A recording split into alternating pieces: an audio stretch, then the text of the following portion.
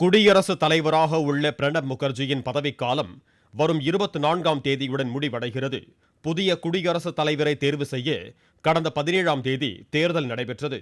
வாக்களிக்க தகுதி பெற்ற 771 எம்பிக்களில் 768 பேரும், இதேபோல வாக்களிக்க தகுதி பெற்ற 4109 எம்எல்ஏக்களில் 4083 பேரும் வாக்களித்தனர்.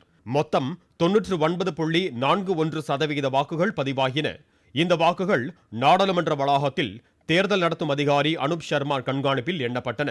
காலை 11 மணிக்கு தொடங்கிய வாக்கு எண்ணிக்கை 8 சுற்றுகளாக நடைபெற்றது. முதலில் நாடாளுமன்ற வளாகத்தில் அமைக்கப்பட்டிருந்த வாக்கு மையத்தில் பதிவான வாக்குகள் எண்ணப்பட்டன.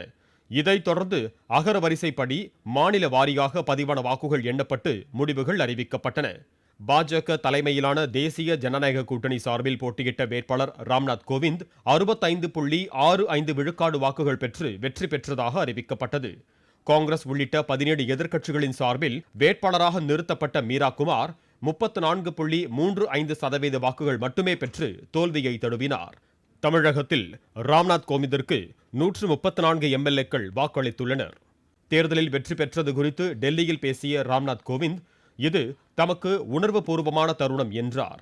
மதச்சார்பின்மைக்காகவும் ஒடுக்கப்பட்ட மக்களுக்காகவும் தமது போராட்டம் தொடரும் என்றும் அவர் தெரிவித்தார். தம்மை எதிர்த்து போட்டியிட்ட மீரா குமாருக்கு நன்றியும் பாராட்டும் தெரிவிப்பதாக ராம்நாத் கோவிந்த் கூறினார். வெற்றி பெற்ற ராம்நாத் கோவிந்திற்கு பிரதமர் நரேந்திர மோடி, தமிழக முதலமைச்சர் எடப்பாடி பழனிசாமி உள்ளிட்டோர் வாழ்த்துக்களை தெரிவித்திருக்கிறார்கள். நாட்டின் 14வது குடியரசுத் தலைவராக ராம்நாத் கோவிந்த் வரும் 25ஆம் தேதி பதவியேற்க இருக்கிறார். இந்த நிகழ்ச்சியில் தமிழக முதலமைச்சர் எடப்பாடி பழனிசாமி உள்ளிட்டோர் பங்கேற்க உள்ளனர். ராம்நாத் வெற்றி பெற்றதை பல்வேறு இடங்களில் பாஜகவினர் உற்சாகமாக கொண்டாடினர்.